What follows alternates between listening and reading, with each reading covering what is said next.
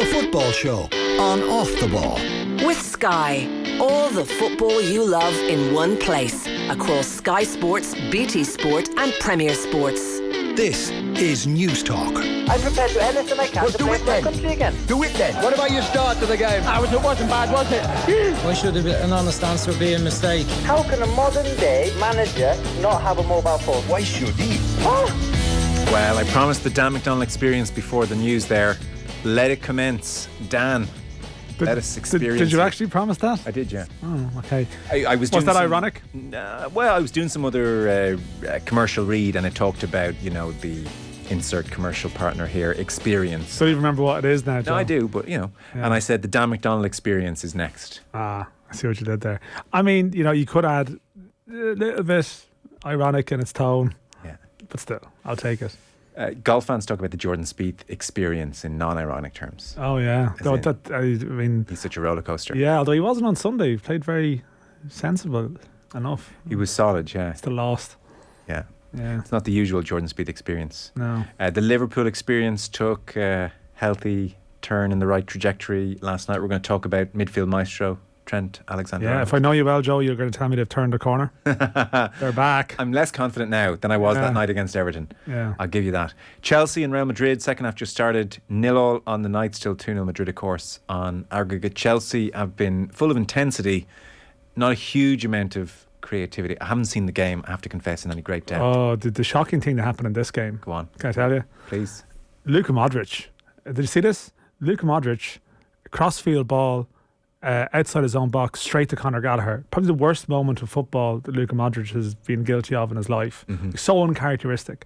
And it's one of these things for Chelsea that if you are going to do it, if you are going to execute the impossible, or not the impossible, but an improbable comeback, you got to capitalise when someone like Modric makes a mistake. Like that would have been the narrative, the story of the night. Madrid, these serial winners. It's a classic one. Like Modric made this horrendous mistake that a good team would punish. Comes to Conor Gallagher, he just gets it all wrong, and that's it. If you're going to make a Liverpool Barcelona night or make one of these nights, you just have to just seize on those moments. And Chelsea have had a couple of chances. Kante had a great chance as well. Swiped at it. I think their chance to build that momentum towards the great upset, I think it might have just passed them by. In Naples, 1-0 to Milan, so 2-0 on aggregate.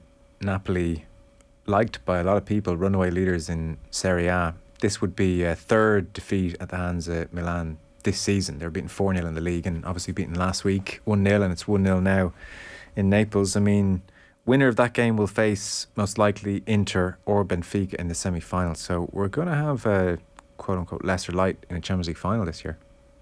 What's your definition of a lesser light now in the modern football? Is that, you could be right. I'm not saying a team in their first final in a decade, or first final. So are the Milans now a lesser light? Oh yeah. Yeah. I can see the point. To me though, there's something about AC Milan. It's depressing that you would think in those terms. They're a legacy football club. Yeah. So if they are the lesser lights of the Champions League, who are the big guns? Is it Real Madrid? Is it Real Madrid, Man City? Yeah. If Liverpool were there, would they count? They would. Manchester United, would they count now? Yes. No. But you wouldn't describe them as a lesser light. You would say it looks like we're going to have one of the lesser lights there. I feel like AC Milan shouldn't be a lesser light. Well, they are. Sorry. I've checked. It's like the definition of world class, right? It really is no definition. The definition of lesser light. I think it's mad, and this isn't a criticism. It's more the sense that your instinctive thing is to survey that side of the draw and just go, there's the lesser lights. Napoli are top of Serie A. I know. There's more Serie A clubs involved than Premier League clubs. That's just a quirk of the draw. Bayern, not a lesser light also. PSG? No, absolutely not. They were in a Champions League final 3 years ago. They've spent £1 gazillion on their squad. Yeah, but you don't trust them though. Not a legacy brand like AC Milan. Yeah, no, I know. I feel like Serie A is maybe having a little bit of a revival in terms of quality. Oof. Wow, you've blown me away there. Well, listen, I know you just want your big guns, you know. Just get these lesser lights out of the competition. You know, I grew up. The latter half of the Champions League is no place for these upstarts like AC Milan and Inter Milan. I grew up. And Benfica. Benfica, what are they even doing here? So at a certain point, we do have to, you know, park what happened in the 50s and 60s down. That's all I'm saying. Porto won the Champions League, and I know, like, you still talk about Hungary as leading lights in world football. Well, you know, they better come back with the help of some authoritarian regimes. That's true. Yeah, they've got some good stadiums now. They are lesser lights, Milan. I suppose wealth is a big factor. I would think they've slipped slowly but steadily down the wealth charts. No, over I the last know. 20 years. I know. I still feel. I don't know, the prestige of the club has to count for something. Yeah, they're a legacy brand. Yeah. Yeah, no, I know what you're saying. I feel like Serie A, the clubs have performed a little bit better in Europe this year. They are, yeah. Maybe they're not competition winners. You know, like, you know, they haven't. It's nice to. You're a racing man. Chance to You're play a racing man. They're also Rans. Also Rans. No, well. So sorry, are you saying AC Milan 2023 are like the giants of Europe? They're in that second bracket. I don't know. I think like they're. I wouldn't rule them out. I wouldn't be looking at the final going, well, this is just whoever who's going to be in it. Like, you know, Man City, Madrid, like, you know, whichever side you look at it. You know, are you thinking, oh, well, that's that wouldn't be like, that's not going to be a contest. They're like, that's not. I know what's going to happen here. Man City are in the final, or if Madrid are in the final, and they're playing against AC Milan, fourth in Serie A, beaten 7 times this year. Then, in as much as you would think a Champions League final is a foregone conclusion, and you know, admittedly in a sport where shocks happen and it's a low-scoring game, so shocks can happen. In that context, I would say, yeah, that's pretty much a handy Champions League final for Man City or Real Madrid. Yeah, I don't know. I feel like Man City have lost to weaker teams in the Champions League. Of course, I made the point. Shocks happen in football. It's a low-scoring game, but like Milan, fourth in Serie A, beaten 7 times this year. You know, I know. I know you still think Berlusconi's running the world, but times have changed. I'm very, very nostalgic for you know, the 90s in particular in football. Maybe there is an element of just wanting it not to be so. Like I just think it's just interesting. That's the natural instinctive thing that you would say. Like, is there a new generation of football fan, like, you know, sort of 20 or who that's just what they think. Oh yeah, do you know what I mean? Sorry, I'm speaking from a deep and real experience of the 90s and of Kaká destroying Manchester United at Old Trafford, and even that Milan Juventus final at Old Trafford, and of course of the Liverpool Champions League games. That sensational Milan side. I mean, you look back at that 05-07 Milan team, and it's off the charts good. So I'm not speaking of, I've just arrived here 10 years ago. Well, Milan were good. But we've had Juventus in recent memory, very recent memory. Yeah. Like, get to the end. I know they were like particularly dominant team in Italy at the time. You know, they were stacking up titles back to back, and like they had their pursuit, and obviously the whole thing about, you know, getting Ronaldo, and they actually got further away. But like they were there. Like, we've had Italian teams around finals. I know. You know, so it's just, I didn't call them a lesser light. They were in that Champions League final against Barcelona in 15. You know, they were part of the elite stages. A bigger light, brighter light. Yeah, I didn't think it'd be even a. I didn't realise the half of the Champions League draw was so offensive to you. It's the dud half. Yeah, it's just like, this is not. You know, this draws a card. I mean, on broader terms, I think Napoli might have injected, just by dint of their football and their freshness, a touch more excitement perhaps if they managed to get through. So if they go out tonight, you have to say it's the most disappointing knockout stages of the Champions League since. Yeah, we haven't had the magic. 2012. There is. I wouldn't be well versed enough on the recent history to pick a random year, but we haven't had the craziness. No craziness. And even that the PSG Bayern tie had the potential for it, and nearly the first leg was only better than the second leg. You know, in terms of that regard. So we haven't had those.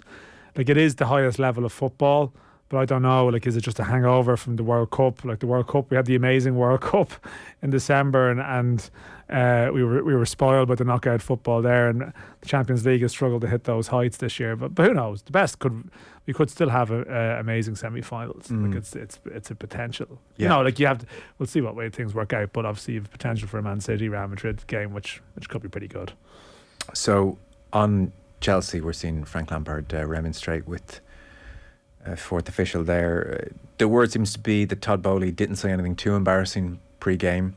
He took the Real Madrid delegation out to Michelin star River Cafe in London. That's what you do. Yeah. At all levels, you have to. All levels of European football, you have to bring the away team. I think wasn't it Shamrock Rovers when they had Juventus here? They brought them to the Winding Stair, I think it is. Oh, did they? Yeah, Okay. you have to bring them to a good spot. You can't just bring them to, I don't know, take away a choice or something. You have to do it in a certain style. Well, last week he strolled out of that Michelin star restaurant in Madrid and said 3-0 Chelsea. And obviously it's been a disastrous week, and there was the photograph of him remonstrating. So, have you seen the photo? I did, It's him standing in the box, looking up, and loads of Chelsea fans looking down. Yes. And he's trying to reason with them. That never goes well. At any level of football, that never goes well. And then he went into the dressing room and, in effect, told his team that they were having an embarrassing season. It seems I was saying to Pat Nevin last night, major signing of the last 12 months, a lot of money paid, so it could be any one of 20 players, was singled out and told, you're particularly not living up to the billing, sorted out. And that player is now very disgruntled. Who do you reckon? Do you have a guess?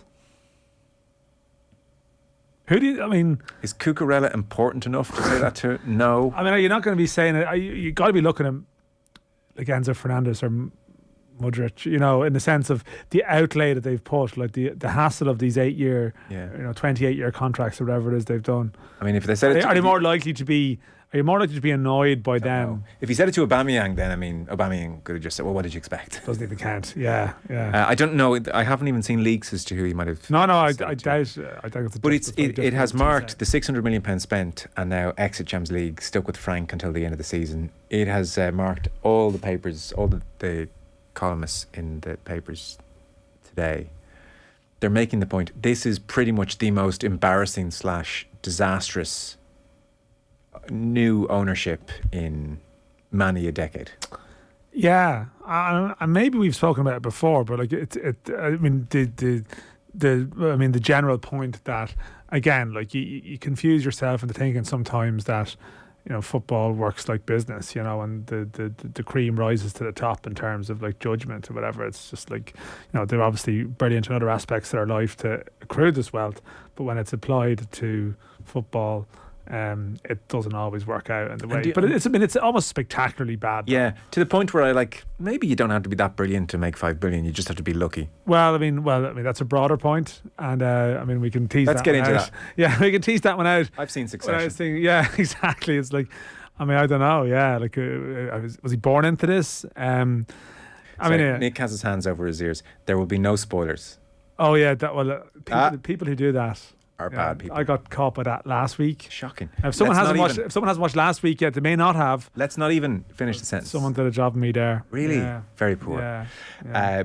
But his conduct, his decision making, the lack of logic, everything about the Boehly regime thus far has been like borderline childlike. And you just don't want to end up in national stereotypes here, but American ownerships, it feels like sometimes in particular how it transfers to the football landscape, although and how it works. FSG at Liverpool did a really smart job. No, it's true, but clearly there are good examples of it. But I suppose the American franchise system and how sport and when you own a brand and how it operates. Wasn't that one of the things with the Boehly thing, that there's almost an assumption that Chelsea will compete in all these big competitions every year? This whole context of this thing of having to qualify for the Champions League.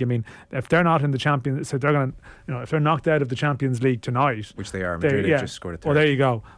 Now they are being knocked out of the Champions League tonight. They're not going to play a Champions League game for another 2 years. 2 years minimum. So and I'm guessing that when going to take over Chelsea, as much as the Premier League is obviously a monster in its own sake, the Champions League is a part of it, and Boehly did seem to be confused about the whole qualifying thing. On the American front, I suppose the cliche with American owners in Premier League terms is that they wouldn't spend any money, that they're there to make a buck. The Glazers, primary example. FSG, very smart but very prudently run club under their stewardship. Whereas Boehly has arrived and spent £600 million. Now, I know he's done it in a way where he thinks we're going to beat financial fair play, and there's 25-year-long contracts for the likes of Mudryk, which everybody is sceptical over. But £600 million, I don't think a team has ever spent £600 million worse. Like, if you're trying to do a job, like if there's some Machiavellian, could you ruin Chelsea without anyone knowing that you're actually doing that? The spending of that 600 million is just beggars. It truly beggars belief. As Kai Havertz leads the line, supported by Gallagher. Yeah. No, I mean it's true. I mean, it does seem like, well, we have wealth. Let's get people on board. Like the Chelsea thing was in the window in January was just very much like, let's give people what they want. Like, what do football fans want? Transfers. Can we buy all these players? Or it's like someone, and there seemed to be all this briefing stuff going on about how, well, who's making the decisions about A, B, and C, and it's all, it's sort of a weird web of spinning. There's a strategy here. It's like the whole backing Potter thing was a strategy until he was gone.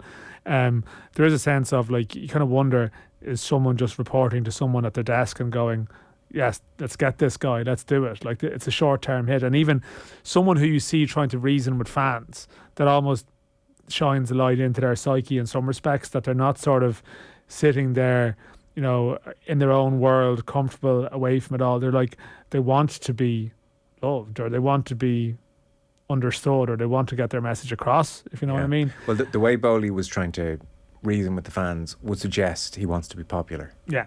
This isn't the Glazers going, sorry, I don't care what you think. This was somebody who wants to be understood and wants his perspective. Yeah, and some of the stuff, I mean, I don't know, I keep thinking of the Dundalk owners who are going to buy the Aviva Stadium, and this is the thing, like, where are we on that deal? Yeah, it hasn't happened, but like, you keep hearing, like, around that time you just hear stories of, you move in these incredibly wealthy circles. It's like, there's some fella there who would, like, Bon Jovi played his birthday party. It's like, oh, this is very impressive, these are wealthy people, but it's like, that's great, but like applying that to football, and having some, as much as football's fair play rules and everything are completely arbitrary to some respects, like, it's we'll see how serious you want to take them. It does show that you can't just buy everything, no matter, like, you can't buy, yes, you can buy success over time. Like, over time, Newcastle, as we've shown, are getting there. Man City have already done it. They've bought success. Other teams, without the regimes behind them, have bought success, like, with a lot of spending. But it does show you do need a little bit of strategy behind this. Yeah. Like, it does show that you can't just blindly throw cash and be successful. But maybe, that's the dream that's sold to people. Look at Man City, what they've spent. If you come in here and you spend this amount of money, you will have that same success. Shelbourne Shamrock Rovers was on TV on Friday night. It was, yeah. It was a good game, actually. It was a very good advertisement for the league. It was a real glimpse of where it could go very soon. Good crowd, good atmosphere. Duffer on the sideline adds a certain glamour, and the game itself was high tempo. It was great. I had a few people on to me now who wouldn't be regular viewers who were saying the same thing. Oddly enough, I was at Bo's Pats, which was great, but it was good. It was 2-2 draw if anyone missed it. Yeah, I don't always, I'm not necessarily always around on Friday evening, but it was, and it was on TV, and it's amazing how live sport on TV, you say, oh, well, see what this is like for 10 minutes, and it's a really good sign when you're there 45 minutes later thinking this is just a very entertaining product. Although I see a point of discussion in the league, and I'm sure we have lots of people listening as we speak, Dan. It's 9:20. They've played their astro between 8 and 9. They're of a certain age and they're feeling it right now. The back is sore, calf is gone, joints are sore. Dundalk manager Stephen O'Donnell believes that there is a direct correlation between the numbers of injuries his team have and the fact that they play on an artificial surface at Oriel Park.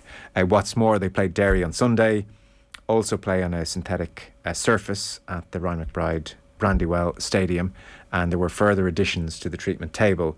And so Stephen O'Donnell said, I'm speculating. All I know is we've got a lurry load of injuries and Derry have got a lot of injuries. I would just be worried about that injury count. And he did concede that the playing surface is above my pay grade. But if the owners are listening, I'm saying this in as thinly veiled way as possible. For God's sake, get us off this AstroTurf. Yeah, and no, I was at that game as well on Sunday, Dundalk and Derry, and there would have been 2 injuries sustained by Dundalk. One in the warm-up might have been carrying a knock already, but the second, Boyle. yeah, and then Greg Sloggett during the game. Yeah. And yeah, I mean, Derry a couple of months back, actually another TV game, Derry and Sligo Rovers, that wasn't as good a spectacle. I mean, there was 2 long injuries in that game for Sligo Rovers players, and Sligo Rovers had a third player injured that weekend, underage in the Brandywell. Now, as you say, a lot of people in the car or wherever they are now, like, who play on an Astro surfaces, know how hard it can be on the body, on, you know, when you twist, when you move, when you plant it sometimes, you know, and you know the difference even between, I think this is important, between a good AstroTurf and a bad one, you know, older ones that need to be replaced. What's the quality of the Derry Dundalk? The point is that they wouldn't be good quality. Like Shamrock Rovers, for example, in the Conference League last year, the Molde games and Djurgården games away, they were both played on Astro. I don't think anyone remembers that being a subject of commentary, like, because they're a really high class artificial pitch. But the Dundalk and Derry ones, I mean, they're not good. Wouldn't be popular with players. Pretty unforgiving. I think Sunday afternoon, the Dundalk Derry game, it was actually quite warm on Sunday. It was bone dry in the afternoon. There would be a view that sometimes if you water these pitches, you know, they can be okay. They can play okay. But this afternoon, even if you had watered it, it's quite sticky and not a great spectacle. You know, actually second half ended up being quite entertaining. But there's an element of lottery around it. Now, like, Dundalk have had this pitch for a long period of time. People from other clubs would rightly point out that Dundalk enjoyed great success with the AstroTurf pitch. As much as they were a good football inside, you know, they had good home advantage there. Derry, to be fair, have terrible home form, you know, and they're actually much better away from home. And I think, you know, Rory Higgins has always been open enough about wanting a grass pitch there, and it may want to happen. But I think there's financial necessities here. Like, you know, when those pitches were brought in, the Derry one is a council one. Institute, who play in the Irish League, also Northern Irish League, also play there. It would be used for other things. Dundalk, all sorts of games, like, you know, you are played in Oriel Park, teams training, whatever. There's an efficiency to them, but if we're talking about a league that's going to a decent place now at the moment, and it's pretty obvious, you know, if you turn on a game in Tala, like the pitch, the backdrop, everything is a part of it. These pitches aren't good, but it is true. There's a lot of players with long-term injuries at those clubs, you know, Dundalk and Derry, and you can't say with certainty, right? You can't declare with certainty this is the reason for all the injuries, but it's not helping. And, you know, there are players with histories or, you know, history of sort of muscle problems or particular type of injuries who are on the sidelines a lot. And the problem is, though, like, they're expensive to replace and they have to figure out what to do. But it's as I said, it happens too often that you watch a game on one of those Astro pitches and there's an injury. It happens far too often. What's the best surface in the league? I think Tala would be viewed as a very good one. Yeah, I think it's been the most consistent one in recent seasons. There's other ones that have had issues. You know, the Sligo surface would have been quite a popular one, but then the start of last year was terrible. You know, UCD, they play a bit of rugby there, they share that pitch, and that's been a problem.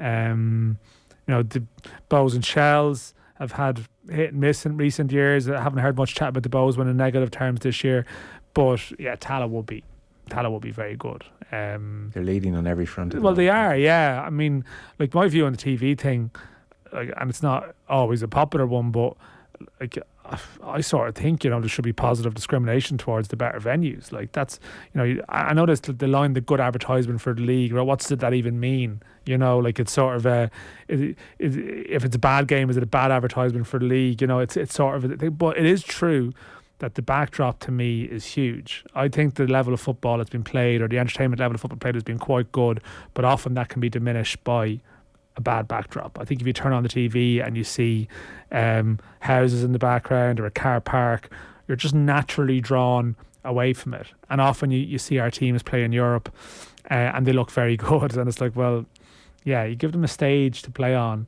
and you'll see that, like, they're okay. 100%. You know? That applies to all sports. It does, of course it does. GAA at a provincial ground can look really small time, and you put the same two teams at Croke Park, transforms it.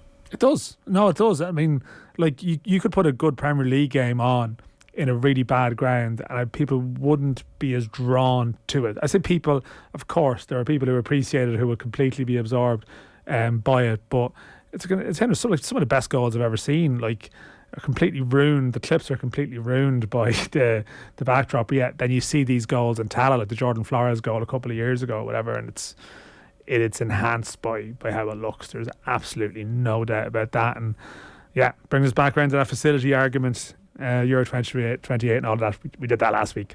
Yeah. Dan, very much in favour of Euro 2028. Yeah, just if you missed it, that's my general team summed up. Yeah, Chelsea 0, Real Madrid 1 on the night Rodrigo, so 3-0 on aggregate. Madrid sailing through as expected, and then AC Milan still 1-0 up on Napoli, 2-0 up on aggregate. So looks very much like it's Milan through to the semi-finals, where they could face Inter Milan. I mean, that will be an atmosphere. If that's it's good to see two lesser lights getting together. Yeah, it's good the underdogs get through now and again.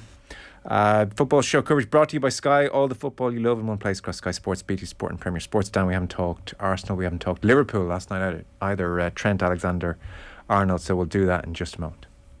Football on Off the Ball. With Sky. Watch every single live Premier League game this season on Sky Sports, BT Sport and Premier Sports. This is News Talk.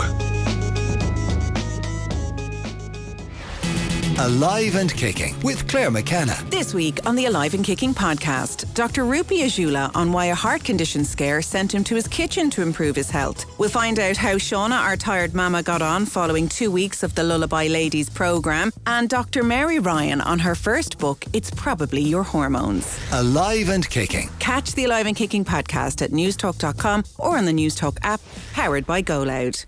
For over 25 years, Timber Living has been building Ireland's premier residential log cabins. Stylish, cosy, low maintenance and built to last. Timber Living cabins feature double wall construction and high-grade windows and insulation. They're affordable too, with a cabin to suit every budget. Perfect for year-round living. Timber Living log cabins are also ideal as a garden office, granny flat or holiday home. Take a 3D walk through our cabin range at timberliving.ie or drop into our show cabins in Carlow, Cork and Roscommon. Timber Living, Ireland's favourite log cabins.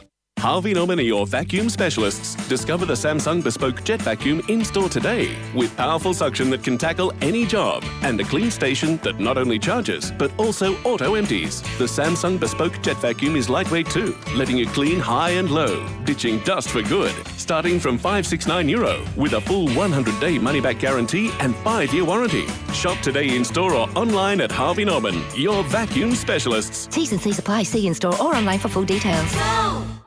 Why pay more when you can play more? Switch to Virgin Media's super fast and reliable 500 meg broadband and save up to €380. So what are you waiting for? Switch now at virginmedia.ie/save. Virgin Media. It's playtime. For terms and conditions, see virginmedia.ie. Football on Off the Ball. With Sky. Proud partner and supporter of the Republic of Ireland women's national football team. This is News Talk. Welcome back. Just a reminder, by the way, 3rd of May at the Mansion House in Dublin. Myself and Nathan will be there with John O'Shea, Wes Brown, Paul Merson. It's a Champions League themed roadshow in partnership with Just Eat, exclusively off-air. Tickets are limited, so don't delay. offtheball.com/events is where you can get involved. Just Eat being the official food delivery partner of the UEFA Champions League. Although, Dan, I do see the Daily Mail are saying that John O'Shea is the favourite for the Reading job. Now, will he still turn up for our Champions League roadshow? Of course he will. I'm not worried about that, Dan. But Stephen Kenny might be reading this news and saying, am I about to lose another coach?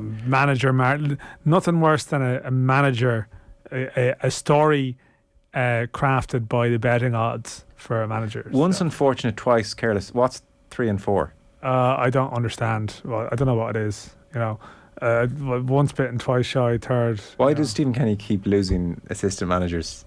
Well, I mean, they keep getting jobs. But I will stress in this case, I think John O'Shea is maybe, I'm checking up next manager odds now, best price, something like 2 to 1. Okay. Like if he's going to be manager and if a bookie believes someone is going to be the manager, right, they have inside information.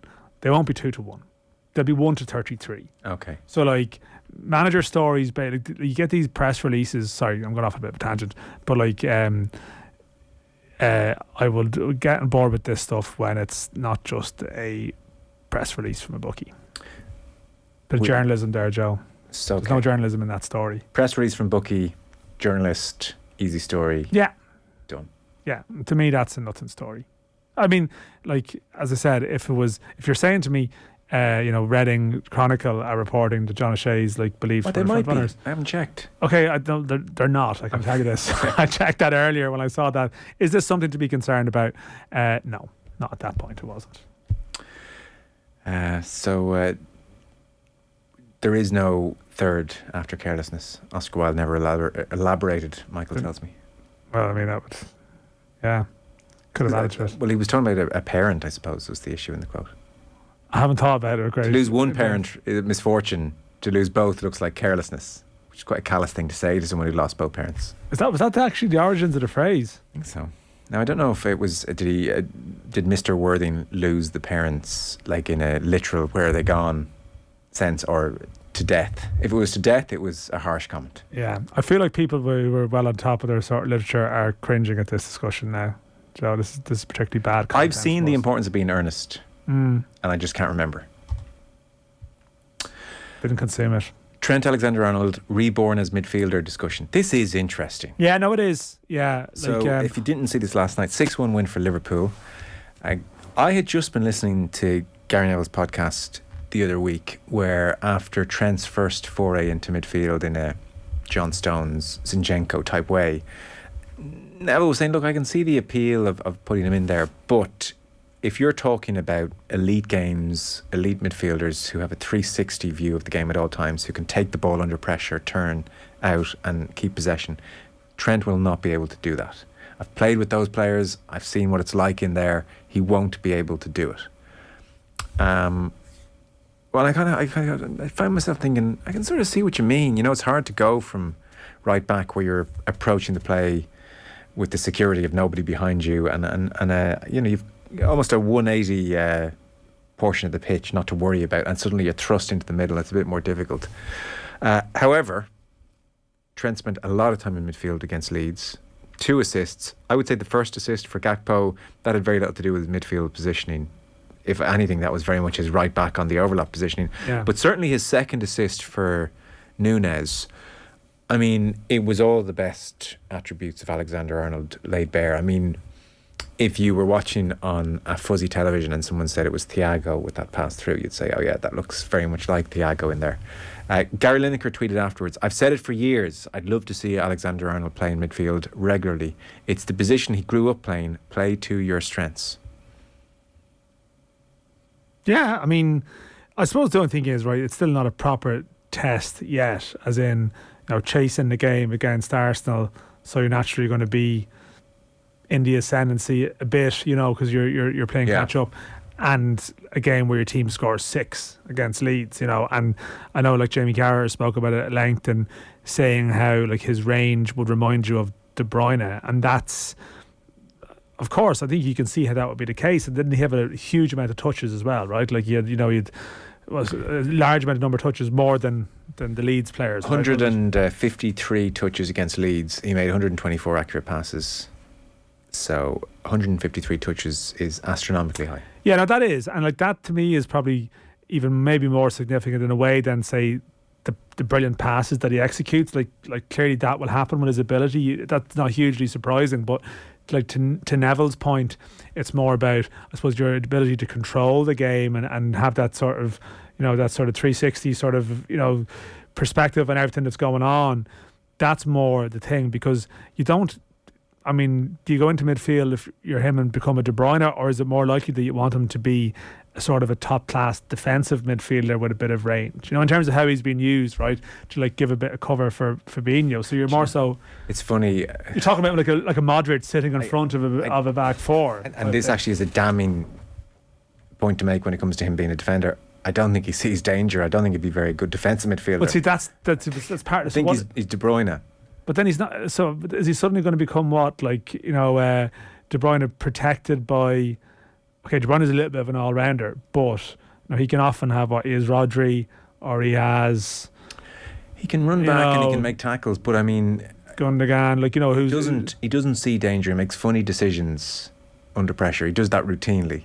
I think it's a big transition to go from being being an attacking midfielder. Maybe it's viable, but I sort of feel like, is he going to end up in between two stools as a midfielder? Do you know, like, what is he that in a really high level game? Yes, and that's Neville's point. You know, where do you play him? Yeah, against Man City, right? Like Liverpool playing Man City tomorrow. You know, what are you going to do with him? Yeah, well, if ever there was a season where they have chances to experiment, this is it. All these games. Oh, that's true. That is a fair point. Yeah. So maybe they throw him in. Chelsea have just conceded like a withering type goal. Fans heading for the exits. It's one of those AstroTurf goals that really shouldn't happen at this level, where they're torn apart. Ball is taken around last defender. It's taken around keeper. It's squared, and goal scorer takes long time to kick the ball into empty net. Just nail in the coffin type moment. Beautiful football, it must be said, but just kind of awful. To the extent that Kepa even gives. Who's the defender that turns his back before the ball even goes into the goal? Is it Thiago? Yeah, he's gone. Oh, that won't age well. No, that is not. That is an idea. It is Thiago. He's facing halfway when the ball hasn't even been finished. Yeah, he just turns around. He's like, "That's it. Not even going to look at this. I know what's happened here." It's a painful goal. Yeah, I think they're talking about Thiago on TV because they've now shown a replay of him on his honkers. If you don't turn your back when the ball hasn't been scored yet, the Lampard thing. I mean, what's the opposite of a new manager bounce? Like, you know, clearly you do it to get an instant response, and when your instant response is 4 defeats, again, I think not ideal. The whole Lampard rehabilitation, his reputation thing, isn't going so well. No. He's been asked about James Corden in press conferences, amongst other things, and not been able to go, well, you know, this is lunacy. The worst part is he's going to come out now and just throw the players under the bus. That's been his way of doing things. He did it at the weekend. He's going to do it again now. He's going to wash his hands of the whole situation. I'm really not sure he's equipped, actually. He feels very inexperienced. And he was the last candidate on the planet to go in and make sense of an unsettled Chelsea squad based on how he performed first time around. Yeah, I mean, you got to think, the fact is we just no real response at all. And okay, Madrid are a very difficult team to play. Okay, so and maybe the Wolves game wasn't, you know, they picked a weakened team because his job is concentrate on Europe. I could sort of understand that, but God, even the Brighton one. Even just how, and I know Brighton are good, and maybe it's how you perceive Brighton rather than the relative strengths of the sort of teams at the moment, but like they were so terribly bad in that game. You just would think with the quality of players that if there was a real affection for Lampard or respect for Lampard, you'd get some kind of instant jump. Yeah, like it's probably really helped Graham Potter, I would say, these last 4 games. Big time. Played 4, lost 4, scored 1, conceded 7, and counting. Yeah. Rodrigo with the second goal, so 4-0 on aggregate. On Trent, I suppose it's interesting. You have on the one hand Lineker saying, well, this is obviously the way forward. You've someone like Neville, both very good observers of the game, saying, no, trust me, I've been there. He's not built for being in the thick of it at a high level game midfield. He just won't have the feet, he won't have the awareness to suddenly just go in there. I can. Jury's out, but I can see him adapting pretty quickly. And what does he need with him, though? I think is that not the question? Like, I mean, weird to say, he needs someone who's very defensively minded. Yeah, because again, to that Arsenal, the goal where he just completely was out of step with Canade when Martinelli was just on the end of the most telegraphed pass from a Xhaka that you'll ever see. It just spoke of somebody who's not reading attacking play. So you want him on the ball as much as possible with as little defensive responsibility as possible. But again, and Carragher says this, and I agree with it, he doesn't have to become a great defender. He just has to become not a liability type. Yeah.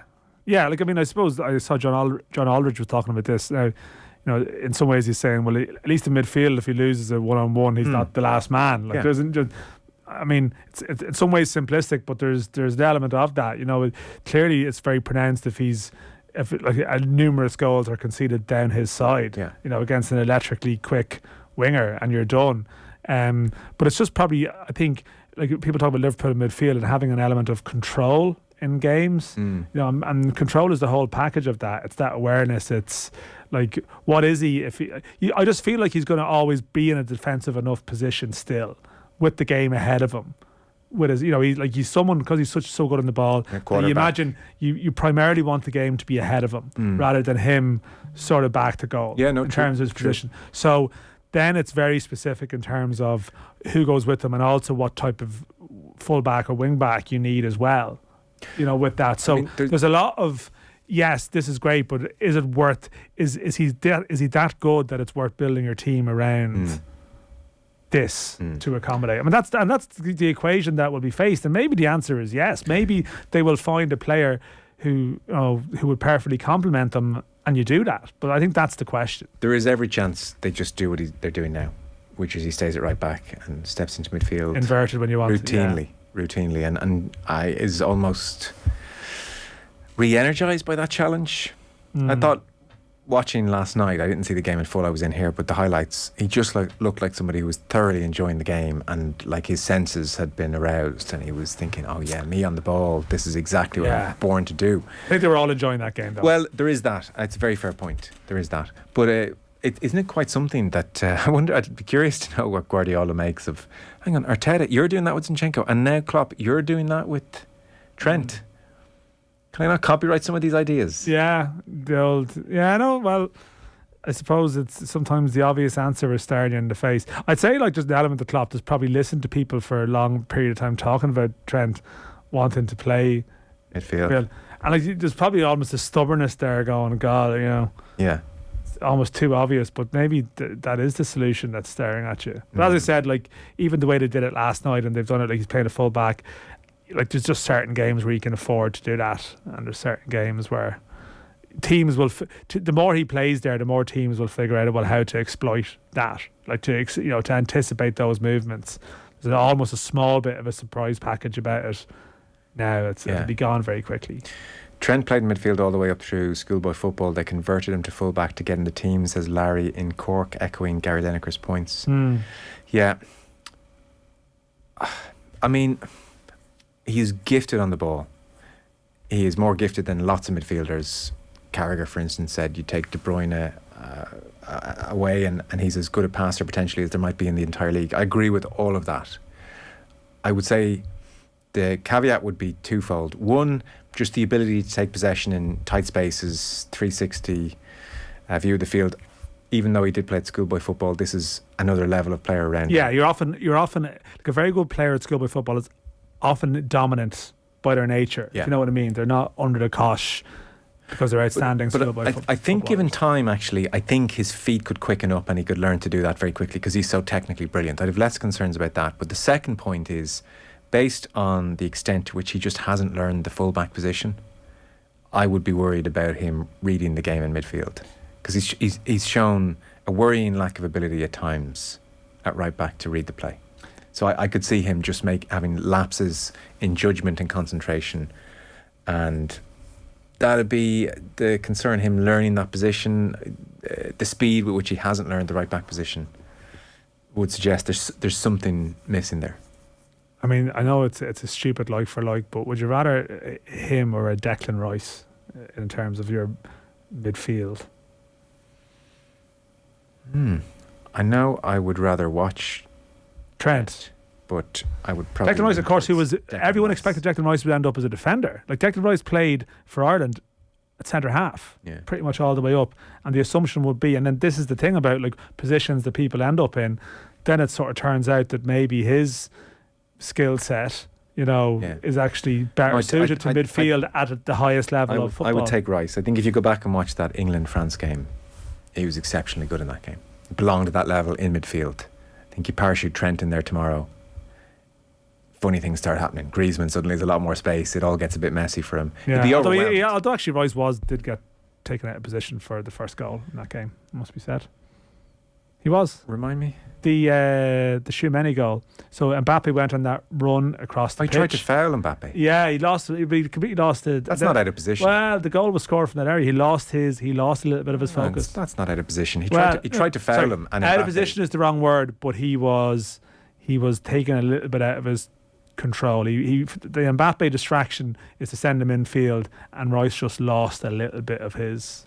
I think that's right. I think Mbappe could do that to anyone. Like 6'2" Declan Rice, peak of his powers, tried to hack Mbappe down. Mbappe's just that brilliant that he. No, I know. No, I'm just saying the goal did come. You think Trent would have taken him out? Do you? No, he literally. Well, Trent might have created a pass further up the field when Saka was fouled that time. He might have. You'd certainly take Trent going forward over Rice. That's for sure. So what happens with Rice in the summer is definitely one of these. Like, where is he going to pop up? Chelsea. You just assume it's going to be that. Well, it'd be Arsenal, but it's. Point on Arsenal, by the way. Final question for you, and we've had a minute or two. Their continued wobble now feels, as I said to Pat Nevin last night, like title, inevitable conclusion, etc. In the London Times, they were looking at changes to starting 11s in the league this year. So top of that list with 112 changes to their starting lineup this season. Would you care to guess which team? They've bought a lot of players. And sorry. After Chelsea, who's second? Yeah, indeed. 112 changes, Chelsea. Interestingly, given all the talk of tiredness, Liverpool are second on that list with 88 changes. Would not have got that now. I know. It feels like it's this fairly beaten up small squad of 13, 14 players. But Klopp has quietly, albeit not so quietly, been rotating as much as anybody in the league. So 88 changes to their starting 11. They're in second place. And then it's kind of interesting. There's no great correlation between who's doing well and who's not doing well, albeit Southampton are third and Nottingham Forest are fourth, but Man City are fifth. Forest would make sense because they've signed all those players. Yeah. Southampton, I can't claim to be checking their starting 11 all that often. Just check the goalkeeper position. The fewest changes, with just 28 changes, Arsenal. Yeah, I can probably. And that was one of the points I remember making it, and we stopped making it as the season went on, and they were doing so well. But I do remember the start of the season, we were asking, is their squad deep enough?